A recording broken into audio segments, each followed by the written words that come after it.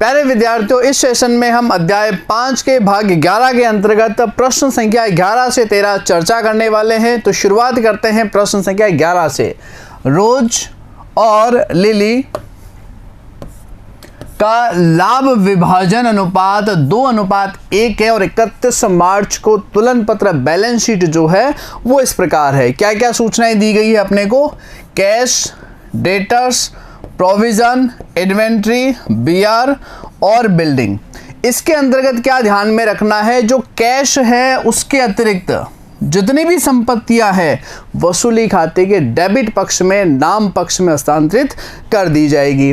फिर लिखा है क्रेडिटर्स, लिलीज लोन, P&L और कैपिटल। तो जो बाहरी दायित्व है वे भी जाएंगे वसूली खाते के क्रेडिट पक्ष में। कौन से मूल्य पर? इनके पुस्तक मूल्य पर। इसके अतिरिक्त जो P&L और जो कैपिटल है ये बैलेंस जाएंगे पूंजी खाते में। यहाँ दायित्व में लिखा है तो क्रेडिट पक्ष में लिखा जाएगा और साझेदार का जो ऋण है उसके ऋण खाते में जाएगा, ना तो वसूली खाते में ना ही पूंजी खाते में हस्तांतरित किया जाना होता है।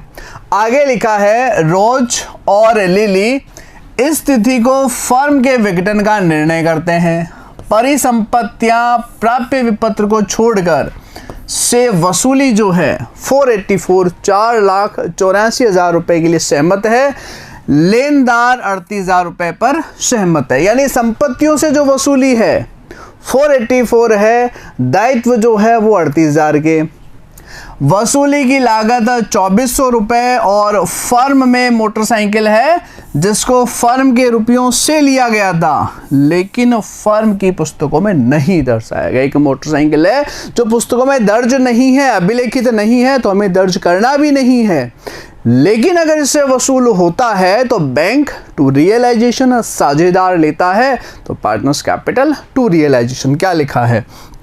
इसका विक्रय 10,000 में किया तो रियलाइजेशन के क्रेडिट पक्ष में आ जाएगा 10,000 रुपीज। आगे लिखता है बकाया बिजली बिल के संबंध में दायित्व 5,000 है तो दायित्व अज्ञात गैर अभिलेखित पता चलते ही इनका भुगतान अवश्य करेंगे।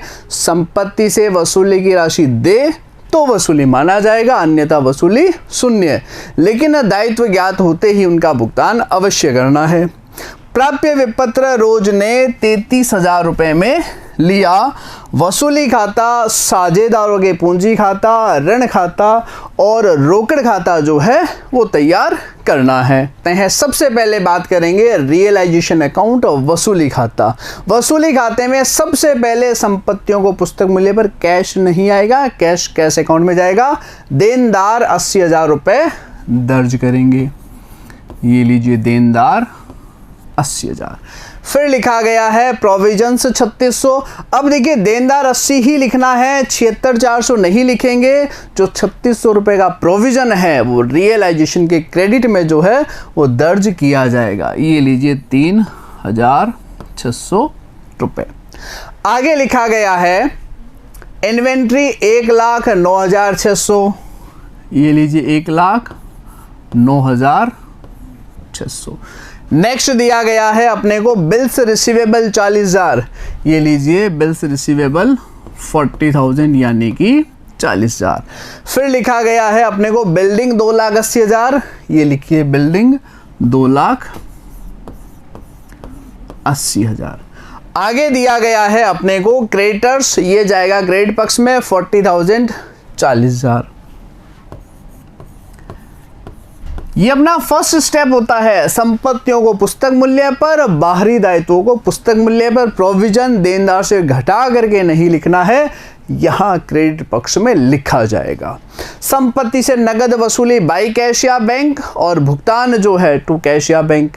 साझेदार द्वारा संपत्ति लेने पर पार्टनर्स कैपिटल और साझेदार द्वारा दायित्व लेने पर टू पार्टनर्स कैपिटल। अंतर जो भी है वसूली का, लाभ या हानि, ये आपका वसूली खाता तैयार। देखिए सबसे पहले लिखा है रोज लिली फर्म के विघटन का निर्णय लिखते हैं।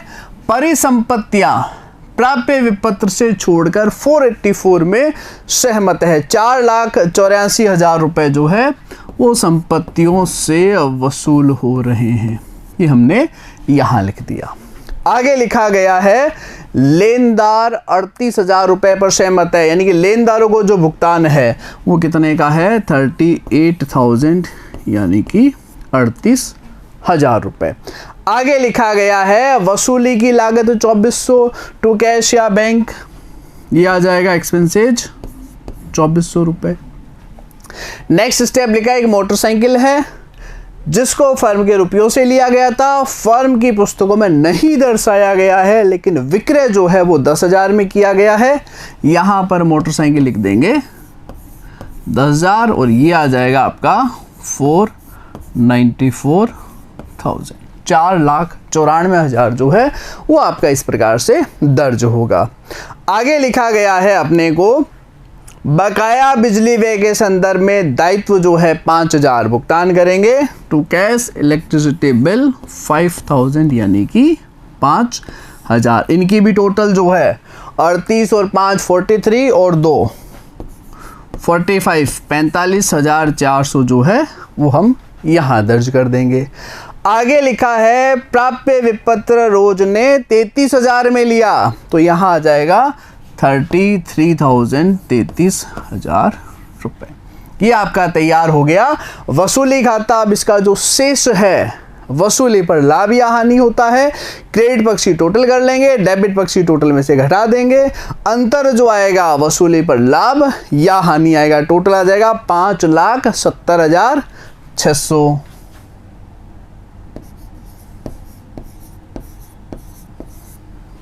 ये लीजिए दोनों तरफ लगा देंगे।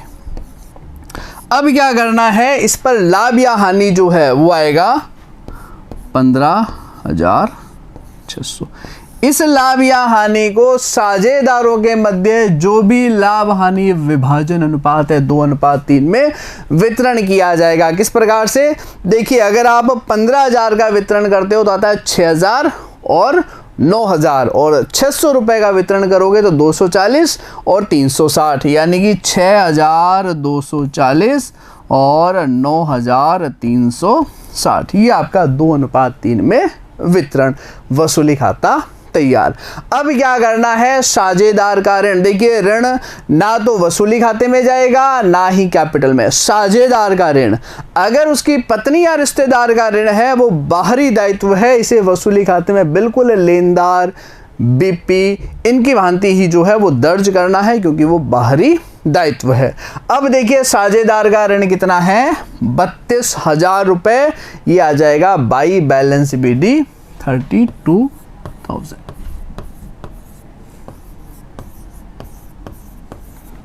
और टू कैश ये बैलेंस निकाल देंगे 32,000 रुपये, ये लिली का ऋण खाता।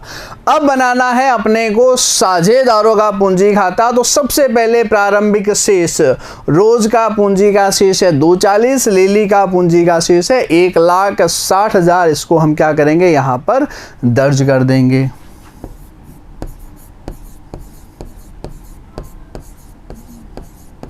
$1,60,000 रुपये। अब क्या करना है, P&L का जो शेष है उसे हम हस्तांतरण कर देंगे 50,000 को 2:3 में यानी कि 20,000 और 30,000। ये अपने क्या करना है इस प्रकार से दर्ज कर देंगे।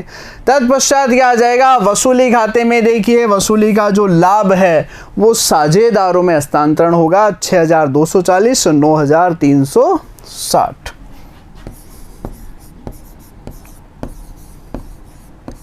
ये इस प्रकार से जो है ट्रांसफर या हस्तांतरण किया गया। इसके पश्चात यहाँ लिखा है बाई रोज कैपिटल, तो रोज में आ जाएगा टू रियलाइजेशन 33,000। अब क्या कर देंगे, पूंजी खाते का शेष निकालेंगे। अगर जमा शेष है तो टू कैश या बैंक अंतिम भुगतान, अगर डेबिट शेष है तो अतिरिक्त राशि जो है वो मंगवाई जाएगी। तो 240 और 20 260 और 6 2,66,240, 160 और 30 90 और 9 1,99,360 और यही जो है यहाँ पर टोटल लगा देंगे 2,99,360 66,240, 1,03,60 और ये आपका अंतिम भुगतान।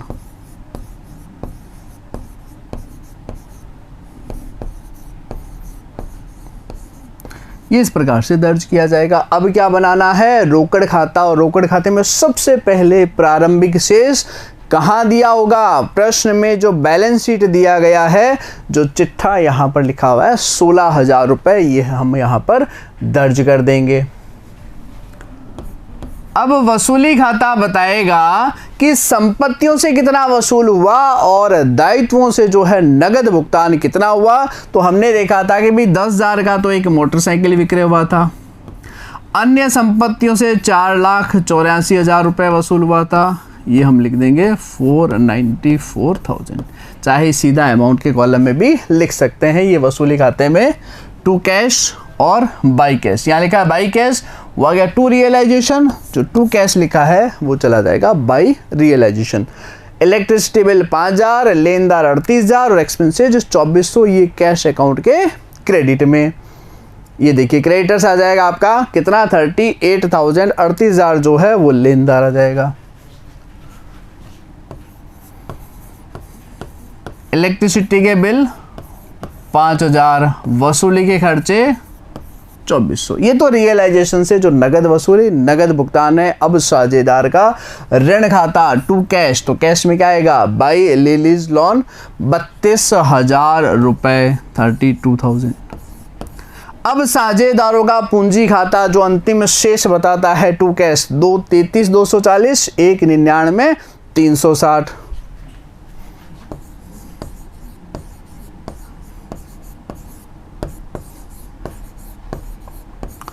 और लास्ट में क्या कर देंगे, रोकड़ का टोटल लगा देंगे। किसी प्रकार का बैलेंस बीडी या सीडी नहीं आएगा। अगर टोटल बराबर नहीं है तो निश्चित रूप से प्रश्न में कहीं ना कहीं एरर जो है हमने अवश्य किया है। तो टोटल आ जाएगी 5,10,000 रुपये, 5,10,000 रुपये।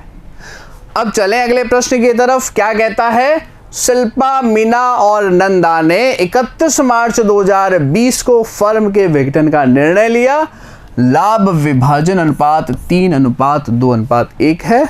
बैलेंस शीट देखिए, बैलेंस शीट में जो संपत्तियां हैं, लैंड, स्टॉक, डेटर्स, तीनों ही वसूली खाते के डेबिट में पुस्तक मूल्य पर।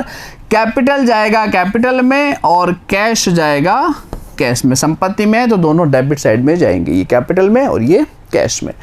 अब देखिए यहाँ पर जो कैपिटल दी गई है कैपिटल अकाउंट में, बाकी बैंक लोन, क्रेडिटर्स, प्रोविजन तीनों ही वसूली खाते के क्रेडिट पक्ष में इनके पुस्तक मूल्य पर। और जो रिजर्व है वह कहाँ जाएगा, ये भी जाएगा कैपिटल अकाउंट में। ये तो हमने बैलेंस शीट का एनालिसिस कर दिया। आगे देखिए क्या लिखता है, शिल्पा ने 41,600 रुपये का जो स्टॉक है उससे 35,000 रुपये में लिया।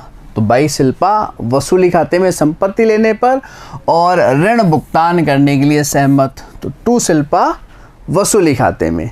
शेष स्टॉक का जो विक्रय है वो 14,000 रुपये में किया गया। तो वसूली खाते में बाई कैश या बैंक स्टॉक का 14,000।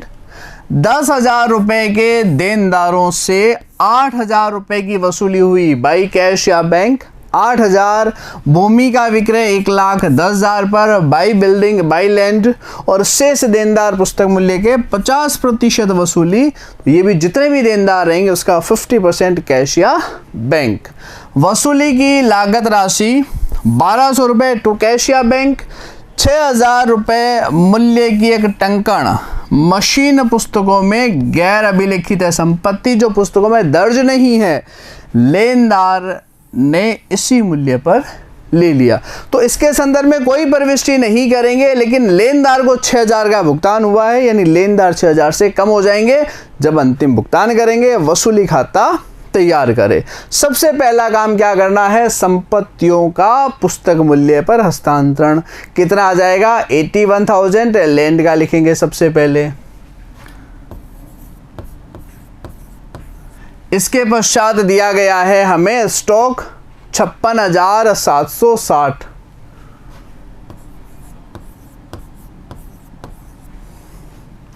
इसके पश्चात लिखा गया है देनदार 18,600। इसके पश्चात लिखा गया है अपने को नंदा कैपिटल में जाएगा, कैश में जाएगा, कैपिटल बैंक लोन आ जाएगा 20,000 का।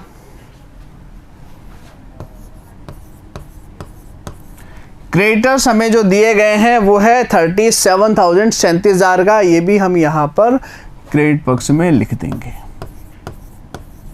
फिर प्रोविजन दिए गए हैं अपने को 1,200 रुपए का, तो ये भी बाई प्रोविजन आ जाएगा 1200। संपत्तियां पुस्तक मूल्य पर, बाहरी दायित्व पुस्तक मूल्य पर, प्रोविजन भी यहां लिखना है। अब किससे क्या वसूल हो रहा है? शिल्पा ने स्टॉक 35,000 पे लिया, बाई शिल्पा स्टॉक आ जाएगा 35,000 यानी कि 35,000 रुपए। और बैंक ऋण के भुगतान के लिए सहमत। बैंक ऋण कितना था? 20,000 टू शिल्पा, ये बैंक ऋण इसने लिया है। शेष स्टॉक का विक्रय 14,000 में किया। अब शेष कितना रहा, लेकिन हमें तो वसूली मूल्य लिखना है 14,000 यानी कि 14,000 रुपए बाई कैश स्टॉक में आ जाएगा, ये आपका 14,000। आगे लिखता है 10,000 के देनदार से 8,000 वसूल हुआ, ये लिख दिया आपने ने 8,000। यहां नीचे लिखेंगे अलग से 8,000। इसका कारण क्यों है? क्योंकि पूरी वसूली नहीं हुई है। 10,000 के देनदार से 8,000 वसूल हुआ। आगे और कितना वसूल होगा देखते हैं। भूमि का विक्रय 1,10,000, ये आ जाएगा 1,10,000 रुपए। फिर लिखा है शेष देनदारों से 50% देनदार थे कितने? देनदार थे 18,600। डेटर्स देनदार 18,600, और जो 8,000 वसूल हुए वो देनदार का पुस्तक मूल्य कितना था? 10,000। पीछे बचता है 8,600 और इसका 50% राशि वसूल हो रही है, यानी 4,300 रुपए जो है और वसूल। तो इन राशि को भी एक साथ देनदारों में दर्ज करेंगे। 4,300 यानी कि 12,300 रुपए, ये यहाँ आ जाएगा। तो 14 और 12 26 और 10 36, 1,36,300 ये जो है संपत्तियों से वसूल इस प्रकार दर्ज करेंगे। आगे क्या लिखा गया है? वसूली की लागत 1,200 रुपए, ये हमारा आ जाएगा रियलाइजेशन एक्सपेंसेस में 1,200। अब देखिए लेनदार को कितना भुगतान है, यहां लिखता है 6,000 रुपए मूल्य की एक टंकण मशीन, पुस्तकों में गैर अभिलिखित है, पुस्तकों में दर्ज ही नहीं है, लेकिन लेनदार ने इस मूल्य पर स्वीकार किया। लेनदार थे कितने के? 37,000 के। 37,000 में से 6,000 का तो उसको टंकण दे दिया। पीछे कितना बचा? 31,000। अब 31,000 के भुगतान की कोई सूचना नहीं है, इसका मतलब पूर्ण भुगतान जो है वो किया जाएगा। ये 32,200 रुपए, ये आपका जो वसूली खाता है रियलाइजेशन अकाउंट तैयार। अब टोटल करेंगे और बैलेंस निकाल देंगे। कितना आएगा?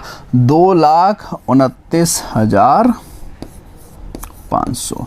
और यहाँ का जब आप टोटल घटाएंगे तो जो प्रॉफिट के रूप में है, जो शेष है वो आ जाएगा 20,940, और ये टोटल लगा देंगे 2,29,500। और इस लाभ को क्या करेंगे? जो भी लाभ हानि विभाजन अनुपात है 3:2:1 में जो है वो डिस्ट्रीब्यूट किया जाएगा। कितना आएगा? 3:2:1 में 20 का आधा हो गया 10,470, ये तो आ गया शिल्पा का हिस्सा। 6,980 ये आ गया मीना का हिस्सा, और नंदा का हिस्सा आ जाएगा 3490। इस प्रकार ट्रांसफर हस्तांतरण कर दिया। अब क्या तैयार करना है हमें? साझेदारों का पूंजी खाता, और सबसे पहला काम पूंजी का प्रारंभिक शेष कहाँ दिया होगा? बैलेंस शीट में। शिल्पा 80,000, मीना 40,000 और नंदा का असेट्स में लिखा है, यानी डेबिट शेष 23,000। तो शिल्पा और मीना में 80 और 40।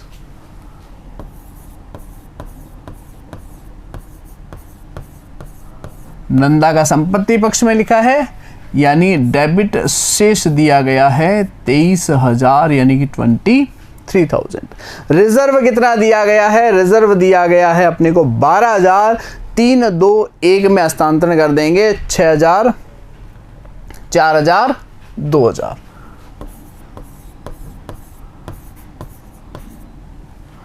6,000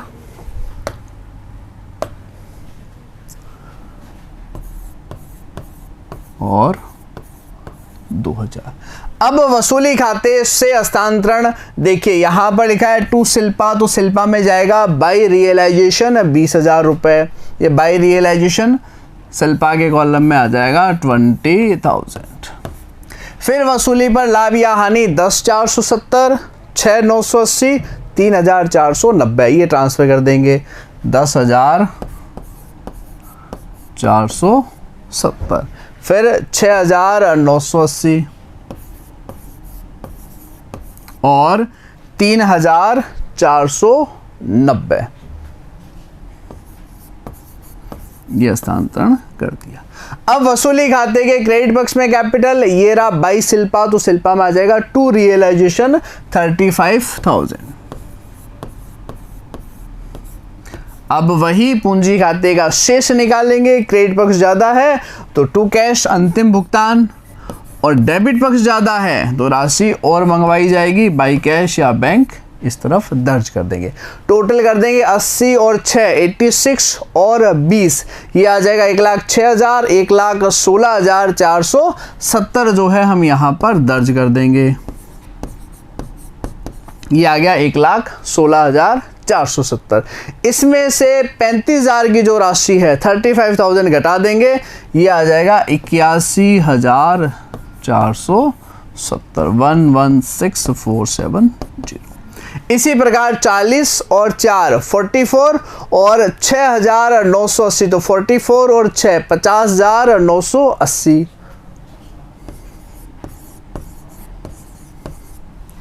ये लिखा 50, और यहां कोई राशि है ही नहीं घटाने के लिए, तो यही अंतिम शेष आ जाएगा। अब नंदा का यहाँ का 23 है, वहां पर 5,490 ही आ रहा है, तो इनसे राशि जो है वो मंगवाई जाएगी। यहाँ क्या लिखेंगे? 23,000। तो 2 और 3 5,000 घटाओगे तो आएगा 18,000। 18,000 में से 490 घटाओगे तो आ जाएगा 17,510। ये इस प्रकार से जो है आपका पूंजी खाता तैयार किया जाएगा। पूंजी खाते के पश्चात रोकड़ खाता कैसे तैयार करेंगे? सबसे पहले रोकड़ का प्रारंभिक शेष वह प्रश्न की शुरुआत में दिया गया होता है 10,840, ये दर्ज करेंगे।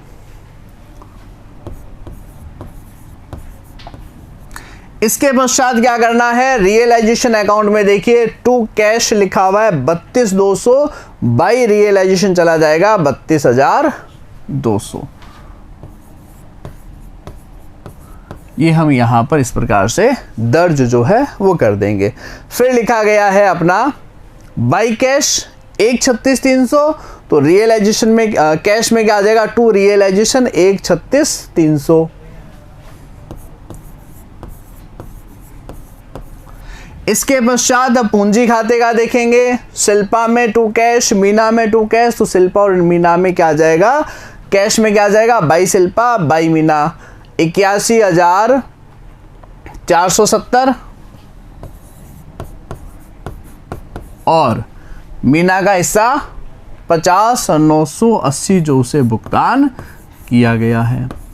इसी प्रकार जो राशि नंदा से वसूल की गई है 17,510, ये हमारे डेबिट में यहाँ पर दर्ज की जाएगी 17,510, और कैश अकाउंट का जो है टोटल लगा देंगे। दोनों पक्षों का योग जो है वो बराबर आना चाहिए 164,650।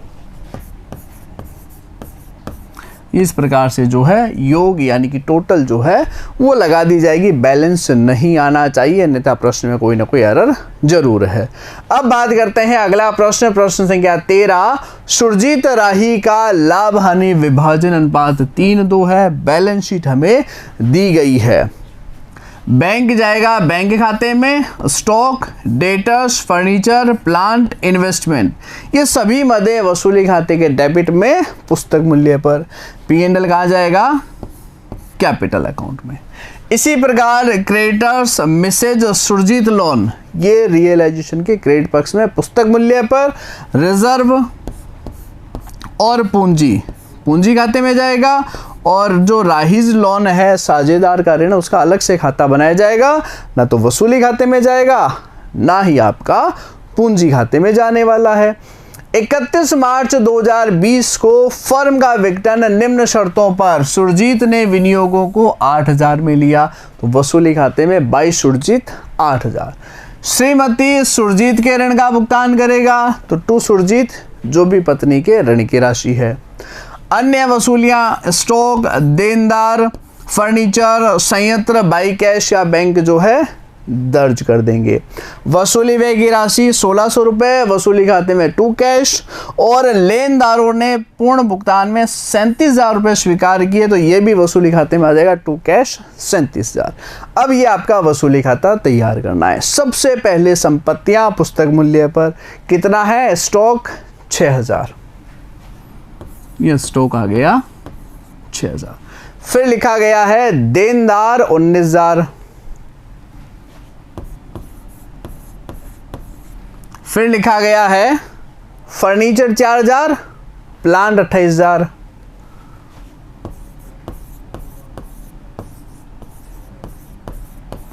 आगे लिखा गया है इन्वेस्टमेंट 10,000 का, ये इन्वेस्टमेंट लीजिए 10,000 का। और दायित्व पक्ष में क्या लिखा गया है? दायित्व पक्ष में लिखा है क्रेडिटर्स 38,000 और मिसेज सुरजीत लोन जो है वो 10,000।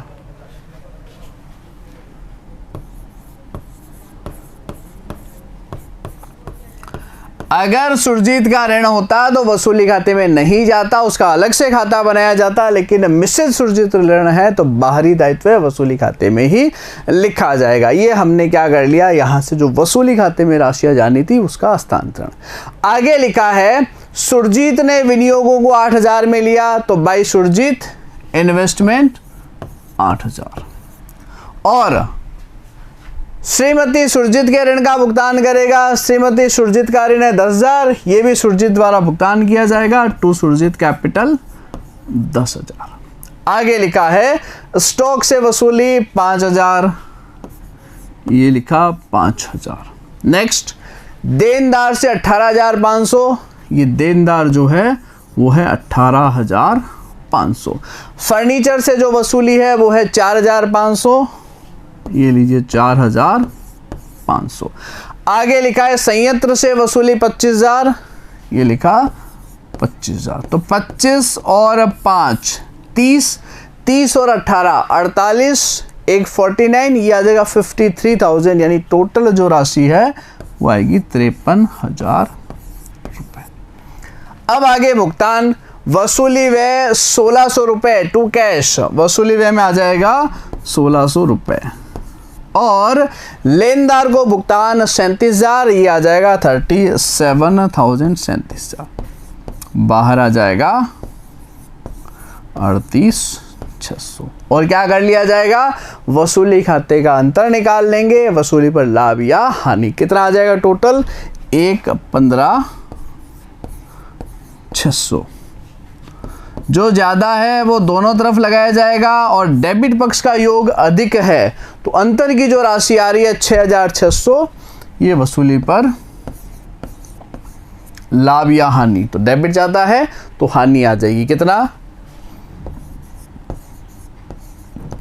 3,960 तो आ जाएगा सुरजीत का, और 2640 आ जाएगा राही का हिस्सा। कौन से अनुपात में?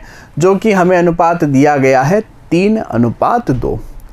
अब ये हो गया वसूली खाता। अब बनाना है ऋण खाता। तो राही का ऋण कितना था? प्रश्न में दिया गया है, स्पष्ट दिया 5,000। ना तो वसूली खाते में जाएगा ना पूंजी खाते में, अलग से खाता बनाया जाएगा। राहीज लोन बाई बैलेंस BD 5,000, और भुगतान कर दिया जाएगा टू बैंक 5,000।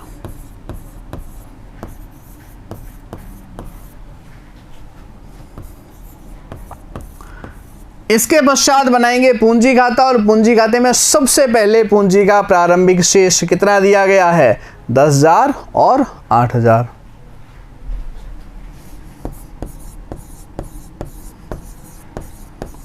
ये इस प्रकार से हमने दर्ज कर दिया। आगे लिखा गया है अपने को रिजर्व या P&L। रिजर्व दिया गया 15,000, 3:2 में ट्रांसफर कर देंगे 9,000 और 6,000। इस प्रकार से जो है रिजर्व जो है वो हस्तांतरण कर दिया। और क्या दिया गया है बैलेंस शीट में, P&L दिया गया है 7,500, इसे भी 3:2 में यानी 4,500 और 3,000 का जो है वो हस्तांतरण कर देंगे। अब देखते हैं वसूली खाते में कैपिटल कहाँ इफेक्ट हो रहा है। टू सुरजीत, तो सुरजीत में क्या जाएगा, बाई रियलाइजेशन 10,000। और कहाँ इफेक्ट हो रहा है, यहां लिखा गया बाई सुरजीत, तो सुरजीत में टू रियलाइजेशन 8,000। और कहाँ इफेक्ट हो रहा है, तो वसूली पर लाभ हानि 3,960 और 2640।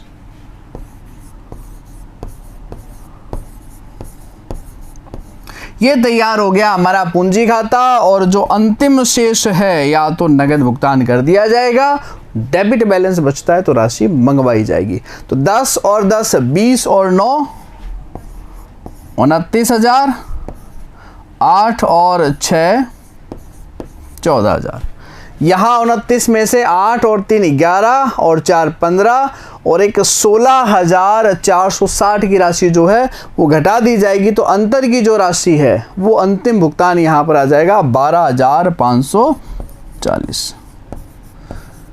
ये हम क्या कर देंगे, भुगतान कर देंगे। कितना आ जाएगा, 12,540। अब 14,000 में से घटाएंगे, 14,000 में से 2 और 3 5 घटाते तब तो आता है 9,000, लेकिन 640 और घटाना है, आ जाएगा 8,360। ये आपका जो है पूंजी खाता तैयार। अब क्या करना है, रोकड़ खाता। और रोकड़ में सबसे पहले रोकड़ का प्रारंभिक शेष जो कि बैलेंस शीट में दिया गया होगा, बैंक का 11,500। ये कैश या बैंक अकाउंट बन जाएगा 11,500।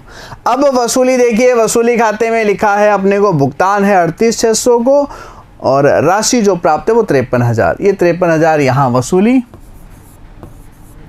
और भुगतान जो है वो कितना लिखा गया है, 38,600। ये तो वसूली खाते से प्राप्ति और भुगतान। फिर साझेदार के ऋण में 5,000 का भुगतान लिखा गया है, तो बाई राहीज लोन 5,000। पूंजी खाते में जो भुगतान लिखा गया है 12,540 और 8,360।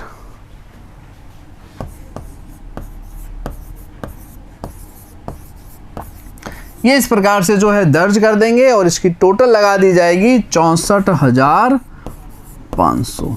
टोटल आ जाएगी 64,500 रुपये। कभी भी रोकड़ का शेष नहीं आएगा, दोनों पक्षों का योग जो है वो समान रहेगा। तो फर्म के विघटन में फिलहाल के लिए इतना ही, जल्द मिलेंगे। Thank you very much.